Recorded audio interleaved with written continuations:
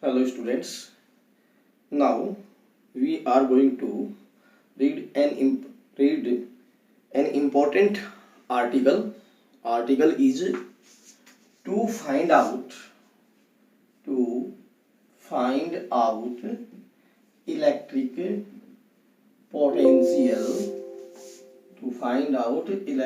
potential due to an electric dipole. Clear? To find out electric potential due to an electric dipole. So what is background of this article? Suppose this is an electric dipole, minus q plus q. This is midpoints. We have to find out electric potential at any point surrounding to this dipole. So there will be point, there can be anywhere. Suppose this point, this point, this point. So what is the location of these points? The location of these points is measured from O. This is R. Now this is angle theta. Clear?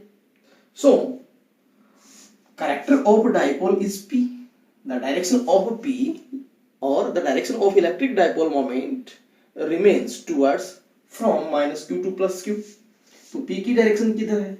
P की direction जो है minus q से plus q की तरफ है. This is character of an electric dipole.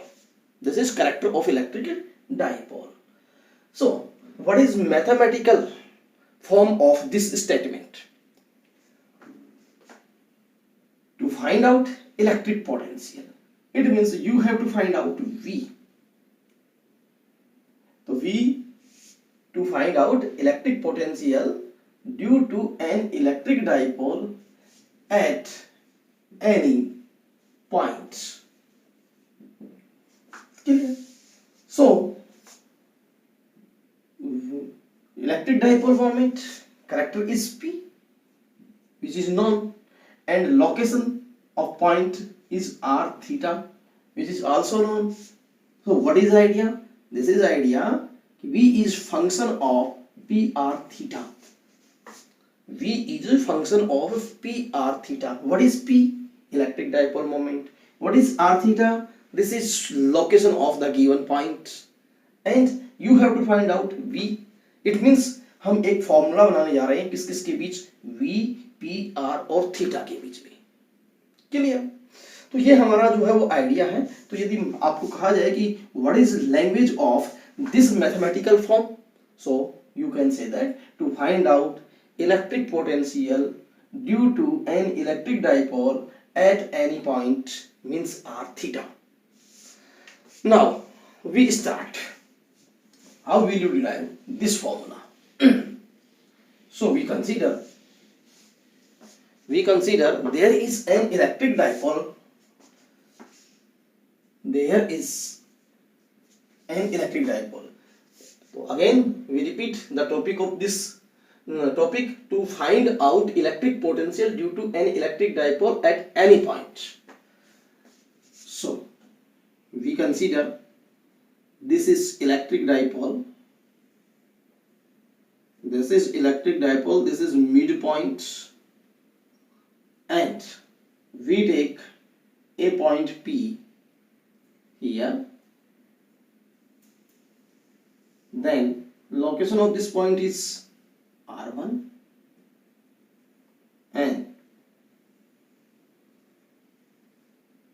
this is R, angle is theta, and corresponding to point B, this is R2, this is A, this is B, this is midpoint O. Clear? You have to find out electric potential at P. This distance is A, this is also A. Now, so we consider an electric dipole, we consider an electric dipole having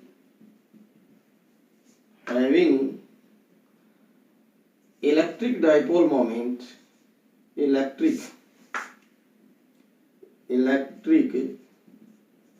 dipole moment P.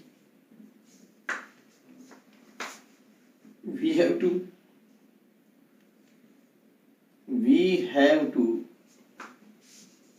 find out electric potential at P, at point P, due to electric dipole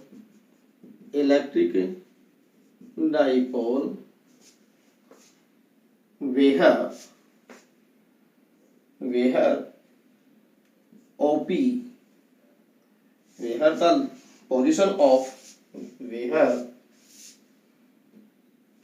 the position of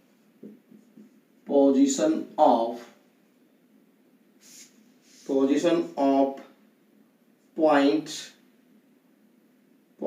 P is r theta.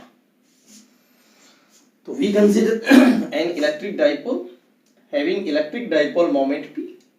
We have to find out electric potential at point P due to electric dipole where the position of point P is r theta.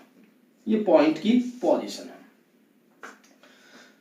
So what is idea about this idea? This is, we have to find out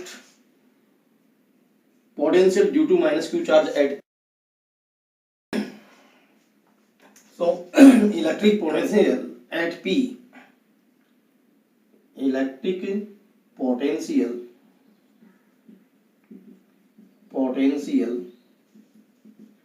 at P due to minus q charge.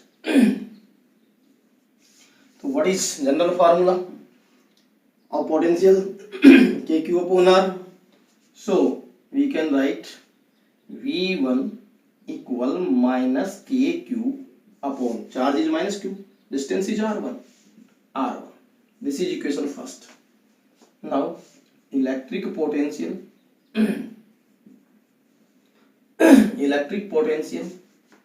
at P due to positive charge plus q charge. ठीक, this will be V2 equal kq upon r2. This is equation second. So net electric potential at P, the total electric potential at P, this will be V equal V1 plus V2. This is third. So from first, second and third, क्यों V1 की value आ चुकी, V2 की value आ चुकी, तो फिर कितनी हो जाएगी? V equal V1 plus V2. तो फिर ये कितनी होगी? तो ये देखिए, from first, second and third, from first, second and third, V equal minus kq upon r1 plus kq upon r2. ठीक है, so kq is common, तो V equal kq minus 1 upon r1 plus 1 upon r2. ठीक है, kq common आ गया. now V equal kq, यहां से LCM क्या हो गया? r1 r2 को 1 माइनस 1 से मल्टीप्लाई करें, माइनस r2, इससे करें r1. ठीक है, ये वैल्यू आ गई आपके पास. इसको हम कैसे लिख सकते हैं? थोड़ा सिस्टमेटिक लिख, तो ये आप नोट कर सकते हैं. तो नोट कीजिए। तो इसको हम सिस्टमैटिक करेंगे।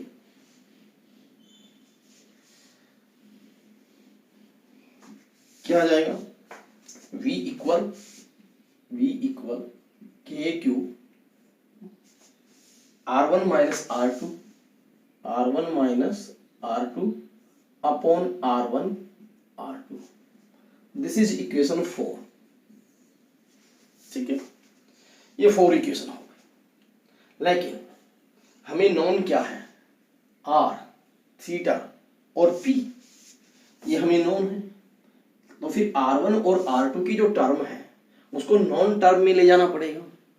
ठीक है, R1 R2 गिवन नहीं है, गिवन है R, थीटा और P। तो फिर कैसे हम R1 और R2 की वैल्यू फाइंड आउट करें? तो फिर यहाँ एक नया टॉपिक बनने जा रहा है तुम्हारे पास इसी में, to find R1।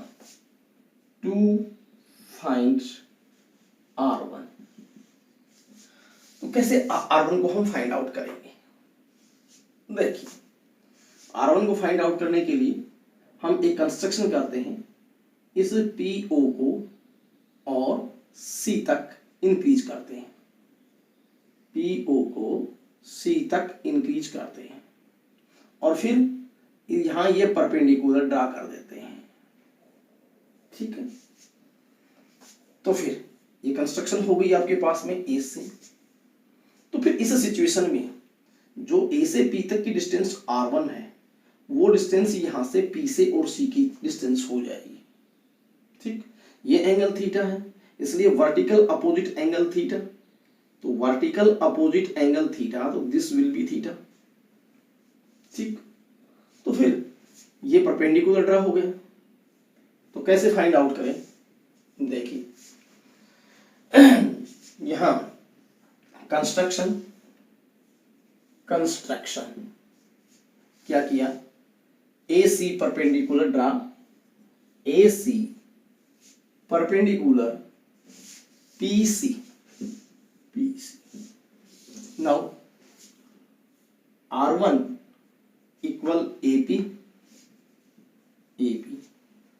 This is equal to PC। क्यों? ये यहां से यहां आप कंपास रखते हो, तो फिर वो कंपास जो है, यहाँ पेंसिल आपकी A से भी जाएगी और C से भी जाएगी, तो ये डिस्टेंस दोनों सेम हो गई। कहां से कहां तक की? P से A तक की, या AP की, या CP की। इसको हम CP भी लिख सकते हैं, CP कंपेरेबल टू CP। और CP को कैसे लिख सकते हैं? OC plus OP। ठीक, but OP plus OC, OP plus OC, O से P तक की और O से C तक की। R1 इक्वल OPR प्लस, तो ये R कहां से? O से P तक की, OC निकालें, मालूम नहीं है तो हम एक बार से इसको फाइंड आउट करेंगे। ये इक्वेशन नंबर 5। देखिए, यदि हम राइट ट्राइंगल OCA ले लें, तो इन राइट ट्राइंगल OCE, तो क्या निकालना है आपको? OC, ये परपेंडिकुलर एंगल की सामने की साइड, ये बेस और हाइपोटेन्यूज हमें मालूम है, तो फिर हमें बेस निकालना है, हाइपोटेन्यूज जो है वो मालूम है, तो फिर cos थीटा फॉर्मूला सेलेक्ट हो गया। तो cos theta equal base upon hypotenuse OC बटे में OA, this is equal to OC upon में A। तो व्हाट इज OC?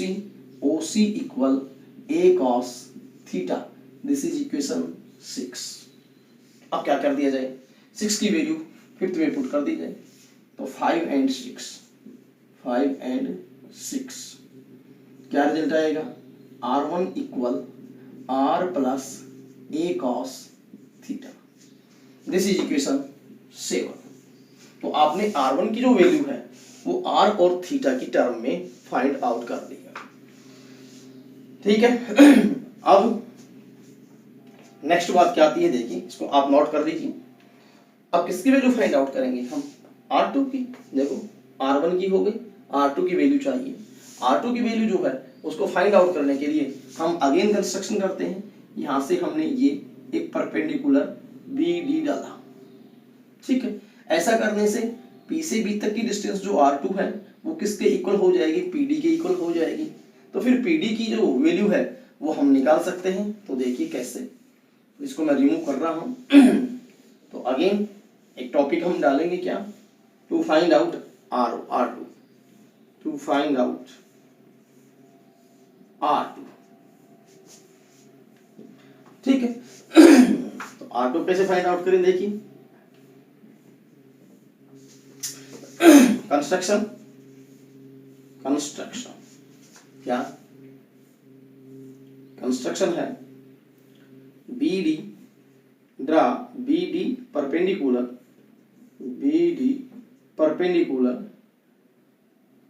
OP, ठीक, ये कंस्ट्रक्शन है। तो फिर ऐसा करने से R2 जो किसके इक्वल है, PB या BP कंपेरेबल टू इक्वल किसके हो गया, DP। और DP को हम कैसे लिख सकते हैं, देखिए D से P तक की डिस्टेंस, OP में से OD घटा दें, OP माइनस OD, लेकिन R2 equal what is OP, this is R minus OD, लेकिन हमें यहाँ OD निकालना है। This is equation 8। तो अब हम OD कैसे निकालें, तो राइट ट्राइंगल ले लें BDO, क्योंकि ये BD परपेंडिकुलर डाला था। तो इन राइट ट्राइंगल BDO देखिए क्या चाहिए हमें चाहिए यहाँ से OD की वैल्यू, और OD जो है वो क्या है, एंगल के सामने की साइड, ये DB तो क्या हो गई परपेंडिकुलर, ये क्या हो गई बेस चाहिए, हाइपोटेन्यूज मालूम है। तो फिर इन राइट ट्राइंगल BDO, तो फिर वही फॉर्मूला सेलेक्ट हो गया, cos थीटा इक्वल क्या, बेस क्या है OD अपॉन में हाइपोटेन्यूज कितना है A, देन cos, तो फिर OD equal A cos theta, this is equation 9। अब इस OD की वैल्यू उठाकर ये कहाँ रखते हैं 8 में, तो फ्रॉम 8 एंड 9 हो जाएगा। तो मैं वहां पर कर रहा हूं, आप ध्यान दीजिएगा। कौन सी इक्वेशन से, 8 and 9, by using 8 and 9, by using equation 8 and 9, then value of R2 क्या है, R2 equal R minus A cos theta, ठीक है। ये इक्वेशन नंबर कितनी हो गई, 10। तो अब तुम ये देख सकते हो कि R1 की जो वैल्यू और R2 की जो वैल्यू जो आई है, ठीक है। तो फिर 7 में जो है वो किसकी वैल्यू आई थी, R1 की, और 10 में किसकी वैल्यू आई है, R2 की। और इनको हम किस में पुट कर दें, इक्वेशन 4 में पुट कर दें। तो फिर 4, 7 and 10 by using equation 4, 7 and 10 क्या लिखे, R1 R2 की वैल्यू पुट करनी है। R1 की वैल्यू आपके पास 4 में है, R2 की वैल्यू कहाँ है, R2 की वैल्यू 10 में है। तो फिर V इक्वल KQ क्या था, R1 माइनस R2। तो R1 की वैल्यू क्या आई थी, R plus A cos theta, R1 minus R2 minus करेंगे तो minus R minus minus plus A cos theta, upon में दोनों की multiplication, R plus A cos theta into R minus A cos theta, R minus A cos theta, ठीक है। ये हमारे पास में जो है वो वैल्यूज हमने पुट कर दी। अब सॉल्व करें, R इज कैंसिल आउट, तो क्या रह गया, V equal KQ into 2A cos theta upon R square minus A square cos square theta.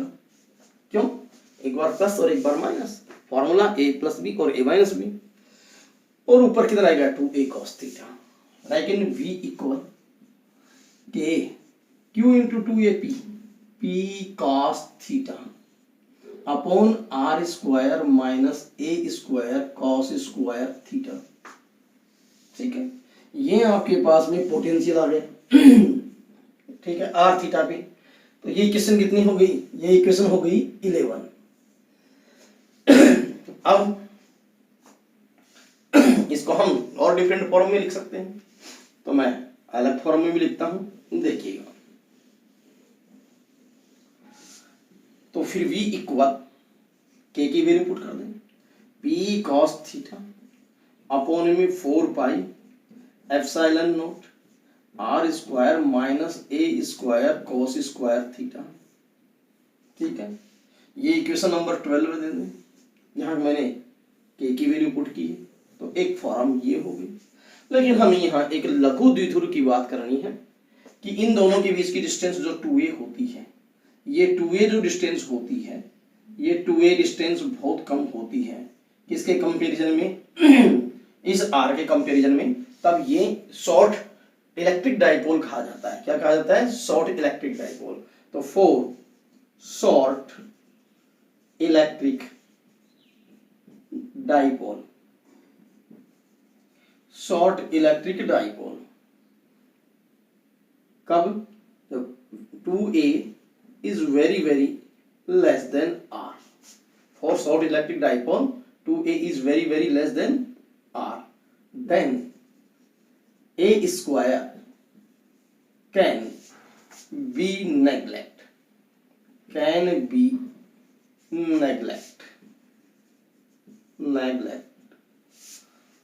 so a square cos square theta जो टर्म है वो आउट हो लेंगी। तो फिर v की वैल्यू कितनी आ जाएगी? तो फिर v equal p cos theta upon 4 pi epsilon naught r square. ये हमारे पास में फॉर्मूला हो गया। एक और फॉर्म होगी फॉर शॉर्ट इलेक्ट्रिक डाइपोल के लिए होगी। तो अब आप इनको नोट कर सकते हैं, तो नोट कीजिए, फिर आगे हम आते हैं।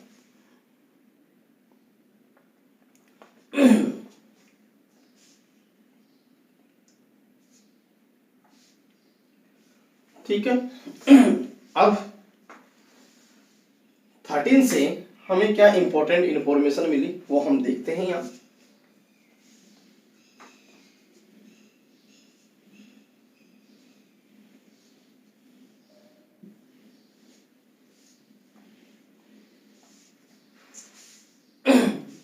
एक तो ये कि v inversely proportional of r square. तो रिजल्ट क्या मिला कि potential due to electric dipole ऐसे बिहेव करता है, v proportional 1 upon r square.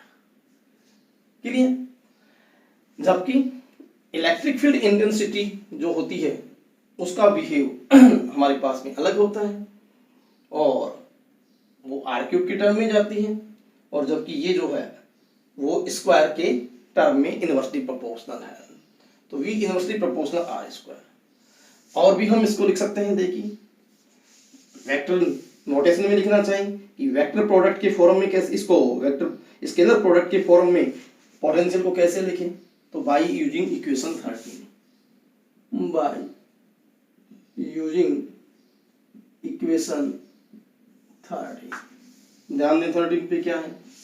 v equal P R cos theta, मैंने r से ऊपर मल्टीप्लाई कर दिया और r से नीचे कर दिया 4 pi epsilon naught r cube.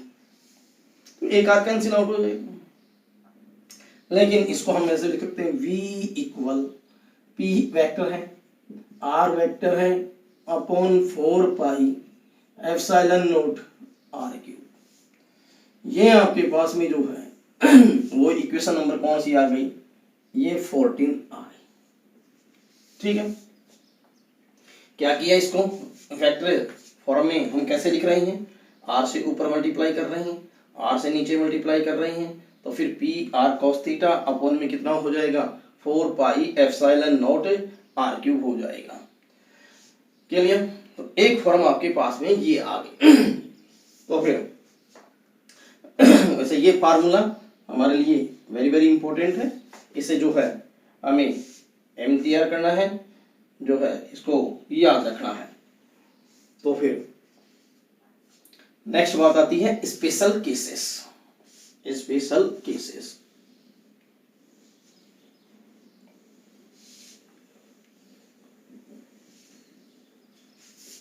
Special cases.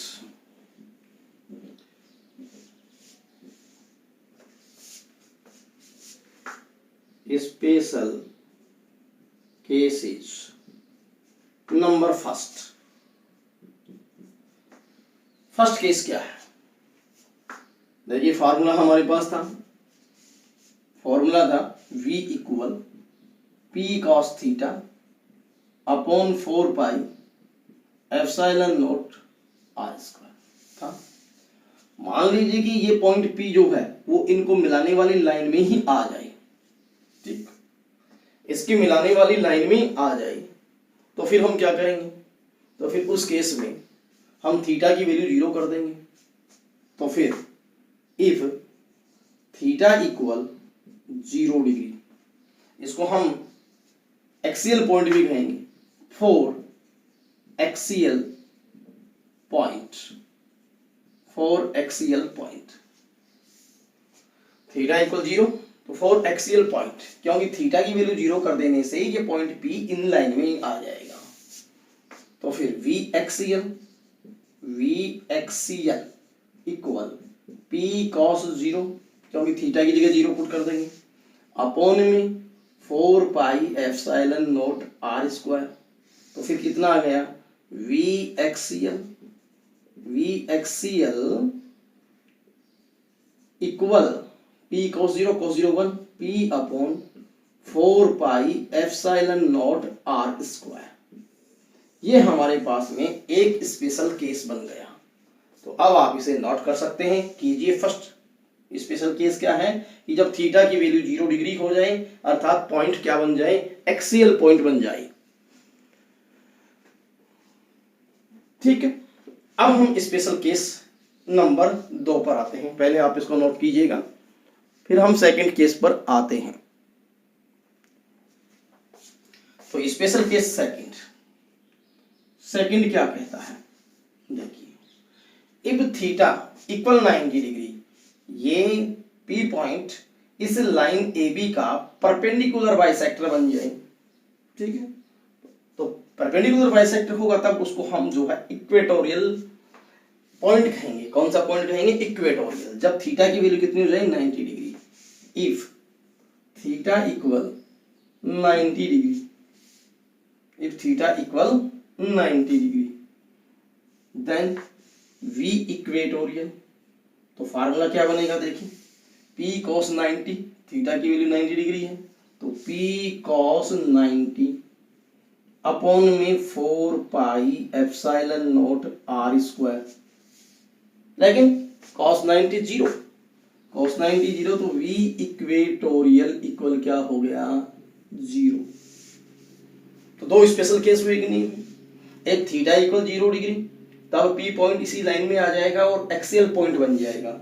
और जब यहाँ आपके पास थीटा 90 हो जाए तो P पॉइंट जो है वो परपेंडिकुलर बाइसेक्टर पे आ जाएगा AB के, और वो इक्वेटोरियल बन जाए, इक्वेटोरियल पॉइंट बन जाएगा। तो फिर इस केस में तो P cos 90 V इक्वेटोरियल क्या हो गया? 0। तो हम कह सकते हैं कि इक्वेटोरियल पॉइंट के ऊपर जो है वो पोटेंशियल 0 होता है। तो आप इसे भी नोट कीजिए।